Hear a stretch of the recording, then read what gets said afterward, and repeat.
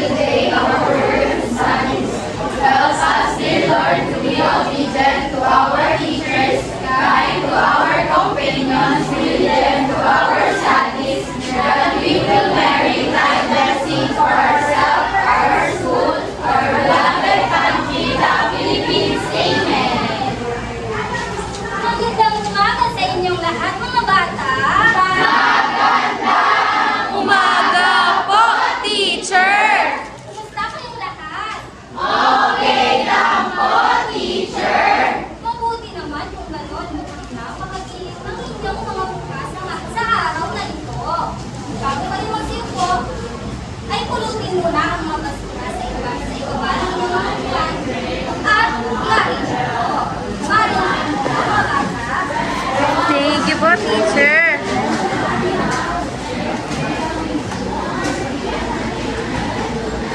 Ngayong araw ay susuriin mo muna kung sino ang mga lipanin sa ating klase.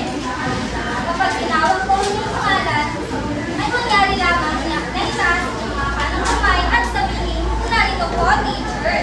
Narito, Che Kawani. Narito po, teacher. Mama Podrana. Narito po, teacher. Mahusay! At sa araw na ito, ay walang liban sa ating klase. At dahil dyan, bigyan nyo ng masigawan palakpakan ang inyong mga sarili. Sa silid-aralan, mga bata, ano nga ba ang mga pamantayan na kapag si teacher ay nasa inyong harapan? Yes, teacher! Makinig po, teacher! Mahusay! Yes? Huwag mainit, teacher! Napakahusay!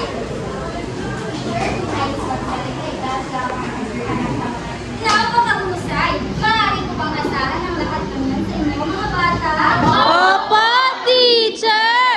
Napakadali. At ngayon, bago tayo pumunta sa ating bagong aralin, ay tayo ay mag-aral-aral. Ano nga ba ang inyong mga tatalakay sa nakalipas na aralin, mga bata? Ang galing? Tungkol po sa kahulugan ng pambansasabi at pagbawat pinagsasayawan sa teacher. Napakahusay! Bigyan natin ang nagpapagsak si Manny. Ano nga ba o sino nga ba ang sumulat ng liriko o titik ng pagbagsakawat ng Pilipinas at ano nga ba ang sinisimulo ng lagawat ng Pilipinas? Yes, Angel? Sir, ang naglaban ng liriko sa ating pagbagsakawat ay Pilipinas at ang lagawat ng Pilipinas ay sinisimulan sa ating bilang mga Pilipino dahil ito po tayo mahusay! Yan ang nagpagsak si Angel. At ngayon naman, ano ang inyong napapansin sa pisara? Yes, teacher, may kaharian, teacher! Mahusay! Ano pa nga niya? Sa tingin ko po, teacher, mas need po, teacher, kung saan mahusay! Ano ba? Yes, mahusay. Ang ating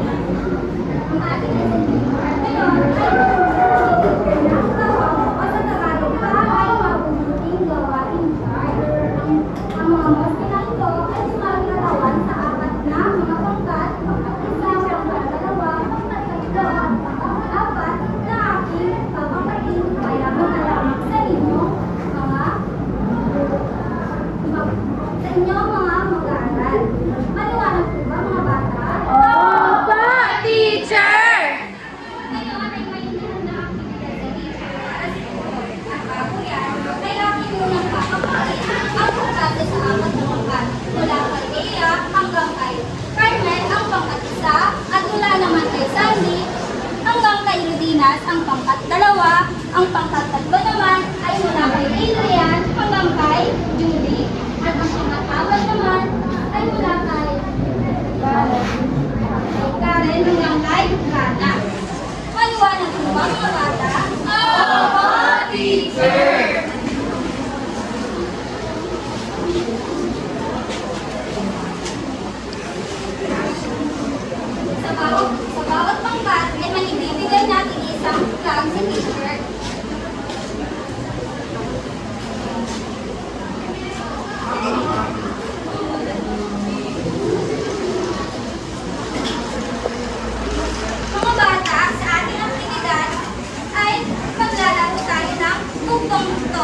Sino ako?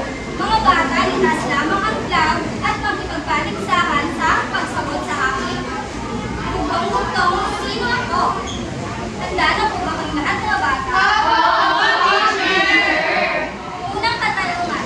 Bugtong-bugtong, ako ay isa sa pulo ng Pilipinas na matatagpuan sa hilagang bahagi ng Pilipinas. Yes, Pilipinas? Luzon po, teacher. Mahusay! Ikalawa naman ay ako ay nakatira sa Mindanao. Iba ang aking paniniwala kaysa Kristiyano. Yes? Pangkat-apat? Pare ka bang tumayo? Mahusay! At ikatatlo naman, ako ay nanggaling sa ibang bansa. Ang tawag sa akin ay nagsisimula sa titik D. Dayuhan. Mahusay! Tama po. At ikaapat naman, ako ay nakatira sa Saudi Arabia. Ano ang tawag sa akin? Teacher! Yes, Mari? Teacher! Teacher! Yes, Jetre? Tara po, teacher. Mahusay!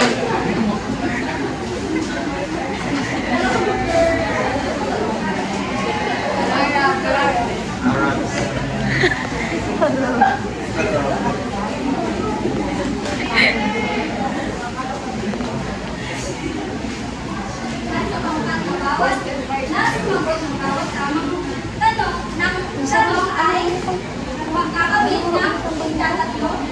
103? 102? 104?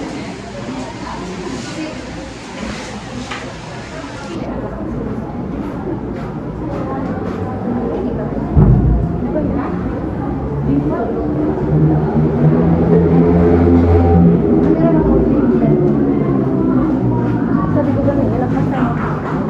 Move na lang ako forward eh. Mga bata, may ihandang aktibidad din sa teacher para sa iyo. Bawat pangkat ay bibigyan mo ng tig-isang bond paper.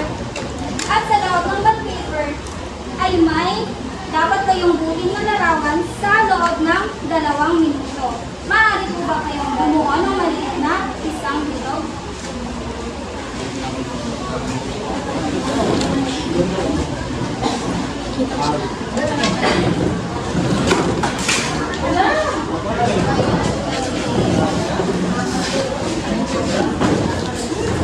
Hindi ako siya boses.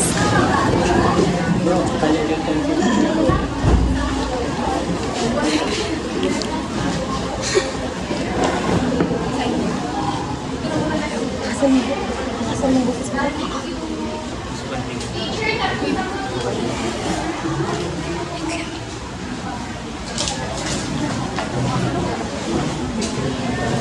At pagkatapos niyan ay pipili kayo ng isang representative na makapagpapaliwanag kung ano ang inyong nagawang larawan. Tapos na po ba mga bata? Ang pangkatapat ay hindi pa tapos. Tapos na ba? Teacher?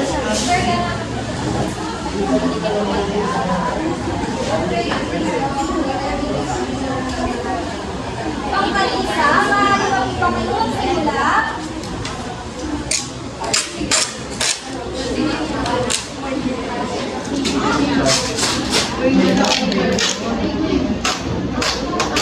Okay na yan. Mga bata, may 1 minuto na lang kayo. Tapos na ako.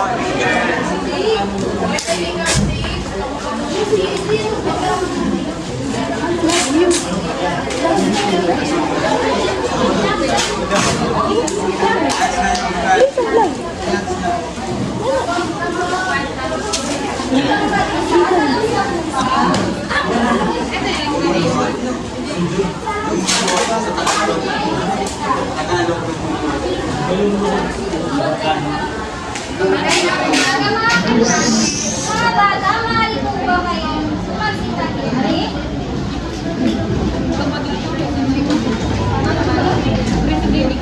Bata, bata, bata, bata, ang ating larawan ay may tatlong pagkakaibigan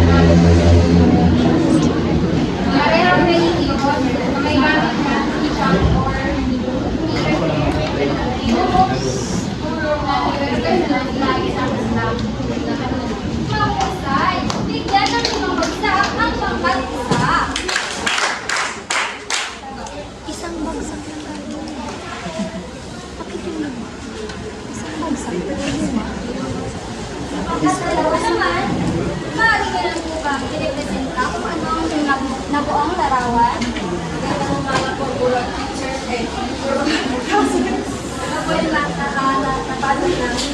So ito po yung mga baguhan na naghihintay ko sa oras na para sila ay magbuhat sa pastor. Mahusay! Bigyan din ng 5 bagsak ang pangkat 2.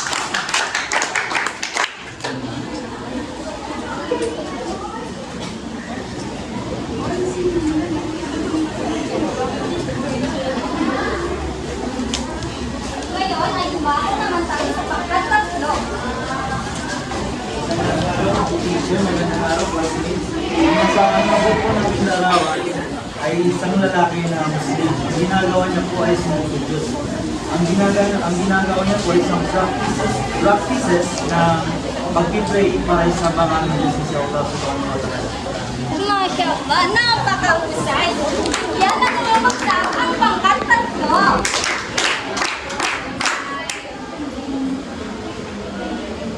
At ngayon naman, ang pangkat 5. Ang po pa namin teacher ay kalahagin mo po teacher. Isang kamay po, isang pinagay po sa mata. Ito ay ang pagkat o ang pagbibigay ng tulong sa mga mahihirap. Bigyan na namang bagsak ang ika-4 na pangkat.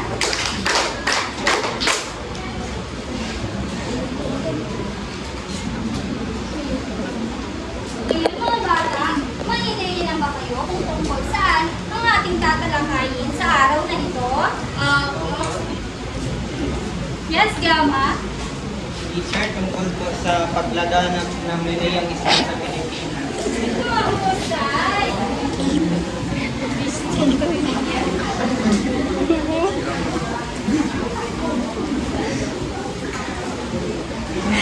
Kita cellphone. Mga bata, handa na ba kayo makinig? Opo, teacher.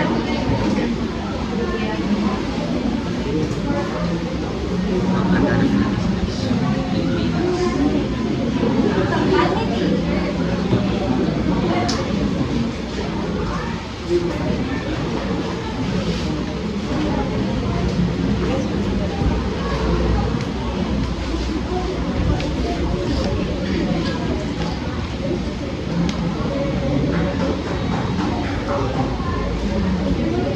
Mga bata,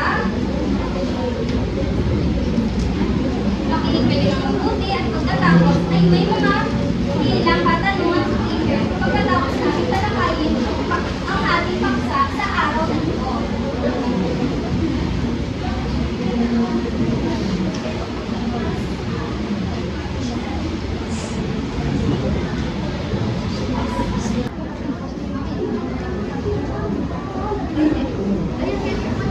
Ayon sa tansila o sa matandang kasulatan, Juan Mateka ang nagdala ng pananampalatayang Islam sa sulok na kung saan ang mga tao roon ay sumasamba sa bato at iba pang bagay na walang buhay. Ikalaunan ay napangasawa ni Juan Mateka ang anak ng pinunong katutubo doon sa sulok. At noong 1480 ay dumating naman ang Arabong misyonero si Maksim sa sulok at masaya naman siyang tinanggap ng mga anak ni Juan Mateka. At di nagtagal, dumating naman sila kapag-inda ng Sumatra. At dahil taglay niya ang kaisipang pagpolitika ay nakapagtatag siya ng isang pamayanan sa sulok na kung saan ito ay tinatawag na Buwansa. At di rin nagtagal ay tumating naman si Abu Bakar noong 1450 at napangasawa niya ang anak ng Raka na si Kayam o Prinsesa Karantina. At sa pagkamatay naman ni Raka ay naging kauna-unahang sultan ng sulok si Abu Bakar. Maraming masjid o mosque at madrasa o paaralan ng Muslim ang kanyang itinayo. At pagkatapos naman maitatag ng Islam sa sulok, naglakbay ang mga Muslim patungong Mindanao sa pamumuno ni Kapung Sulwan. at napangasawa ng maligapusuan ang mga anak na dalaga ng mga dati doon. At dahil dito, naging pinuno siya ng Malabang at Cotabato. Mula Cotabato, lumaganap ang Islam sa loob ng Sarangani, Golfo ng Davao, patulong lawa ng Lanao dahil nahikayat niya ang mga datong Maranao.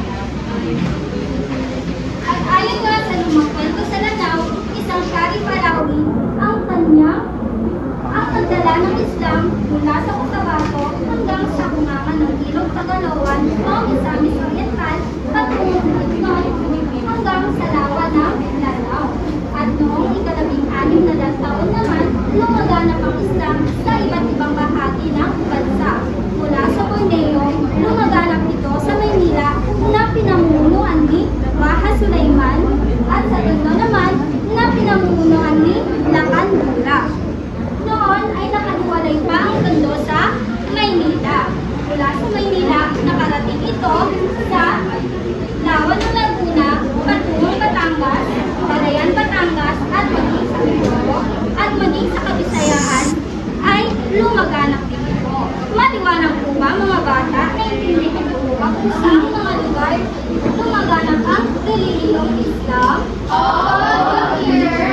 Ngayon, sino-sino nga ba at ano-ano nga ba ang mga nagawa ng mga Arabong misyonero pumunta sa Sulu upang lumaganap ang relihiyong Islam sa ating bansa? Yes, Adrian? Teacher, mga naipatay silang mga mosque at mga pasmata. Mahusay! Bigyan ng tatlong bagsak si Adrian.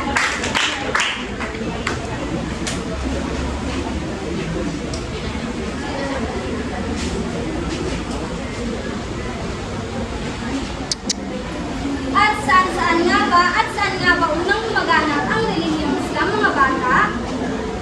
Yes, Carson? Teacher, sa Sul. Mahusay! Bigyan ng tatlong bagsak si Carson.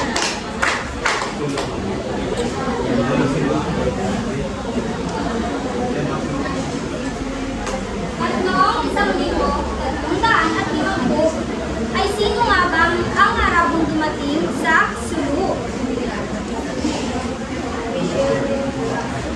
Yes, Mali?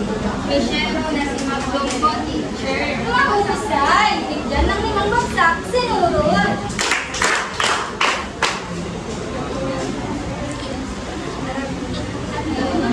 ngayon naman mga bata, para sa ating panghuling aktividad, ang bawat pangkat ay bibigyan ko ng tig-isang envelope. At sa loob ng envelope na ito ay may mga instruksyon at mga kagamitan gabay para sa inyong pangkatang gawain. Maaari nyo lamang itong gawin sa loob ng 3 minuto.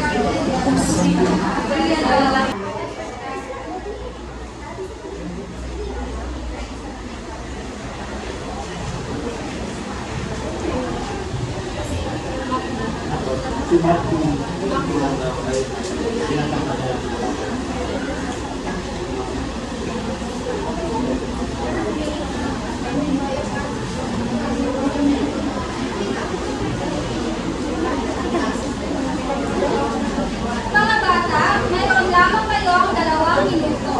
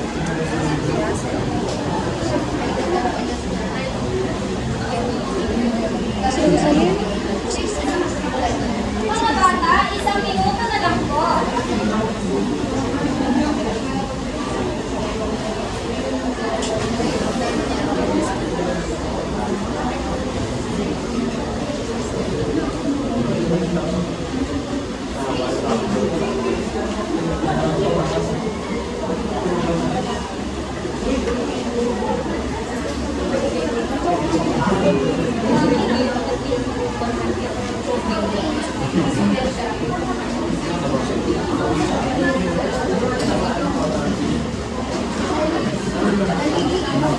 bata, tapos na po ba kayong lahat?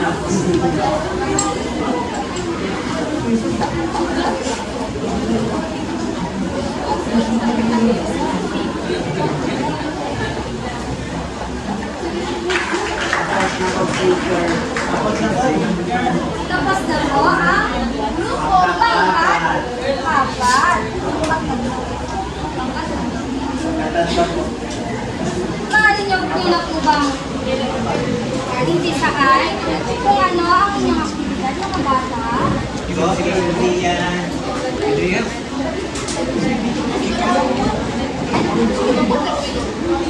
Sir, so ang ginawa namin ay sumulat. Pagkatapos sa...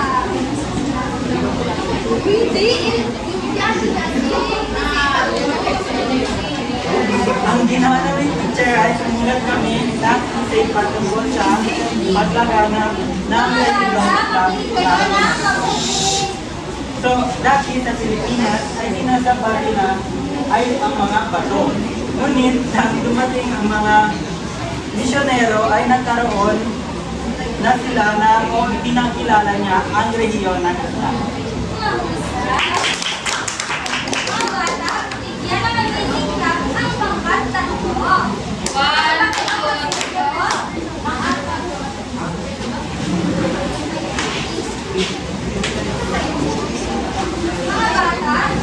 Bagsi tayo.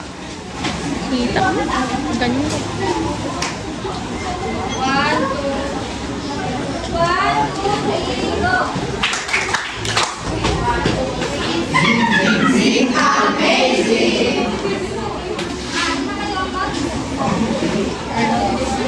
Pangkat isa, tapos na po ba? Maaari nilang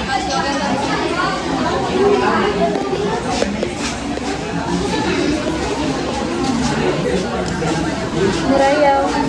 Murayaw.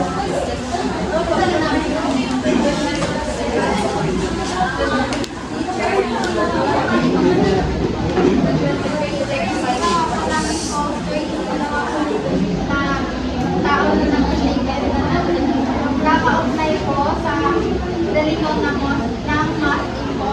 Dito po yung ipapay yung mas kaya yung magkakaibigan na Nakakahusay! Bigyan natin ng magyamo para pa ang pangkat isa!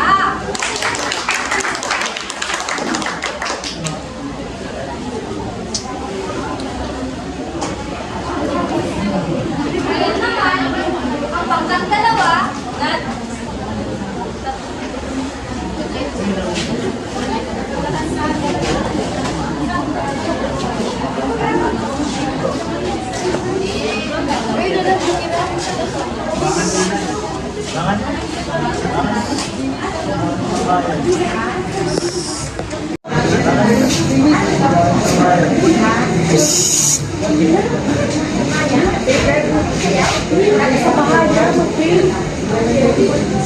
Sa bahay. Magsayaw.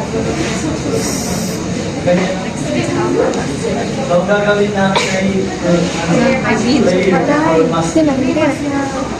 First, kailangan masaunang mula kayo sa likod ng bahay.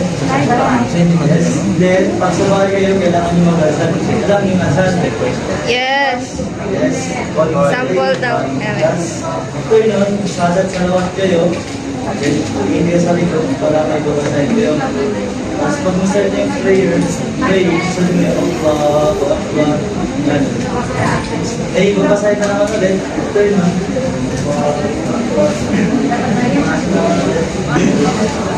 Kasi magsujud tayo, magsujud pa rin kayo. Ayaw ko talaga. That's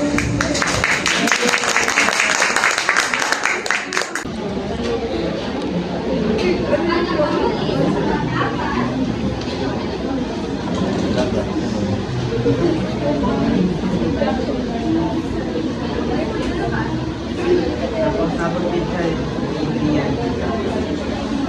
ngayon naman, ay kukuha kayo ng isang malinis na buong papel at sa